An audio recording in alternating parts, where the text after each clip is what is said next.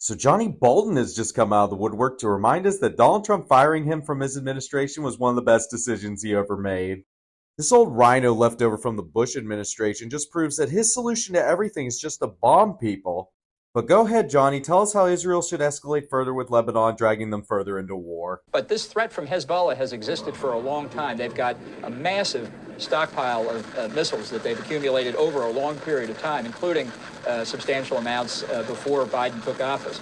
So the capability that Hezbollah has to overwhelm Israel's air defenses has been known for some time. It's been a threat for some time. Recently, Hezbollah just released some drone footage, and it was basically saying, hey, we can see you, so your Iron Dome isn't impenetrable, because a drone got past and managed to record sensitive military sites within Israel and civilian sites. I wish they would just take the peace deal that's on the table with Hamas and Israel. It's scary because Hamas doesn't care about civilian casualties, they called them necessary, and Benjamin Netanyahu's political career actually hangs in the balance if he actually accepts a ceasefire proposal. His extremists within his own government have threatened to collapse the government, but John Bolton's for every war. That's why I was glad when Donald Trump fired this guy back in his administration, because John Bolton's solution to everything is just more war and to bomb people. And it was hilarious to see people on CNN saying like, wow, this is really bad. He just fired one of his ambassadors. It should tell you a little bit about the Washington establishment when they saw John Bolton get fired that they weren't celebrating and said this was a bad thing. What do you think that, given that we know that the Iron Dome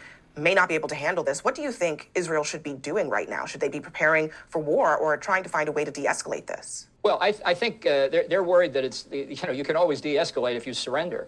The way that you overwhelm Iron Dome or any missile defense system is fire a lot more missiles than there are anti-missiles. That's the same problem the United States has now with its missile defense system, that is just not fully where it should be, either protecting the homeland or protecting our deployed forces overseas or our allies. If Hezbollah were to launch, say, a massive missile attack on Tel Aviv or Haifa, major civilian locations, the casualties could be devastating. Notice how he talks about the United States, how we're not prepared militarily to deal with a missile attack? See how this guy's solution to everything seems to be, let's give defense contractors even more money? Him and the rest of the neocons like Dick Cheney and Don Rumsfeld, they never saw a war they didn't like. Donald Trump actually tried to get us out of Afghanistan before he left office, and the generals overruled him. So who's really in charge of the United States military? It's certainly not the President of the United States. On top of all of this, there are these very serious and very public tensions between the White House and Benjamin Netanyahu. Just days after Netanyahu called out the Biden administration over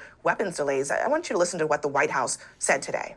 Those comments were deeply disappointing and certainly vexing to us, given the amount of support that we have and will continue to provide Prime Minister Netanyahu.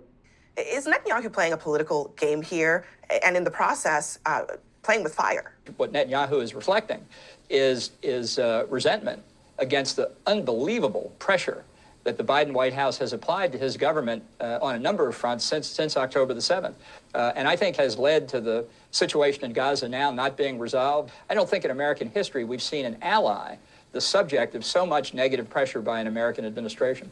We literally give them billions of dollars in military aid every year. Of course we should use our leverage against them. We should use leverage on any of our allies that we give support to.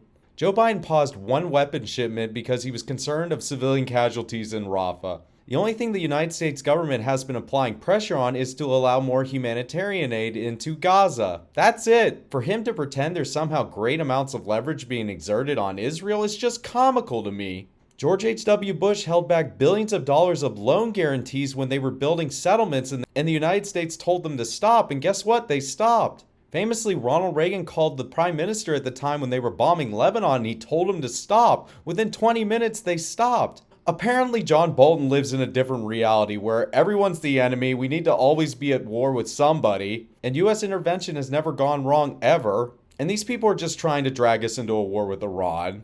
Because I don't think any American needs to go die on behalf of Israel. Ambassador Bolton, the weapons are not being withheld. So Netanyahu says they are, but they're not. Well, they were being withheld. No, I have to say, I talked to a lot of people in the government here in Israel, and I think there was a lot more pressure put on in terms of threats and actual withholding or delays of weapon system. We'll see it. Someday the facts here will come out, but I don't think you can underestimate how difficult the White House has made it for Israel to accomplish its objectives, which I think the White House probably believes are are not the right objectives, just afraid to say that publicly.